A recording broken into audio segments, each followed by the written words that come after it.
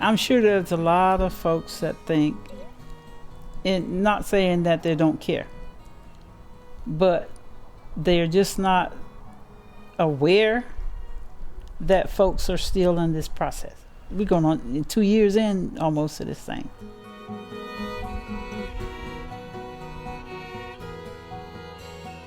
When the storm was approaching, we actually got out the evening of the storm. And what we did, we first went to a shelter. The shelter was full. So I left here, we left that afternoon, and we went to Atkinson. And we stayed in Atkinson for 6 months after that storm because we couldn't get back here. It was, on any given weekend, we'd have 10 people in that house. I mean, we was all over the place. We was on the couches, the floor. I felt like I was putting others out. And I didn't want to do that, you know. So that was my thing. When you're living with family, you don't want to put people out. You want them to be comfortable. That's why we sought the FEMA home. The program with FEMA ended. So I got a travel trailer and we moved back on the property. And so this is where we've been since March. My stove, you see it underneath? Yes. That's the stove. And you got the washing machine, dryer. It's tight. And I told my daughter I got a easy bake oven. So if you're used to cooking big meals, you're gonna have to cook a little one. You can cook it big, but you're gonna do it a little at a time. And then, well, we won't go there with the bathroom, but anyway, the sleep situations, you know, is different too. You can't put regular beds in it and all. So yeah, it's different. But sometimes you have to picture yourself all, you know, we're just out camping, we're up in the mountains or whatever, you know, picture yourself somewhere else. About a whole year in before I even could get contractors to even return my calls and say, yeah, I can come do this or I can come and look.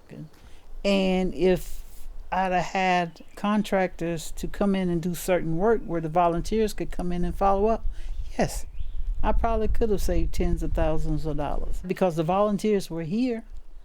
Those people were pulled out during Corona. As we know, we don't know when this virus is going to end.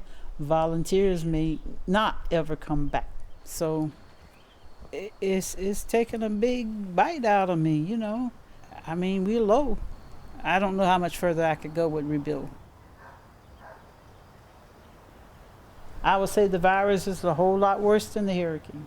Why is that? Because there don't seem to be an end to it.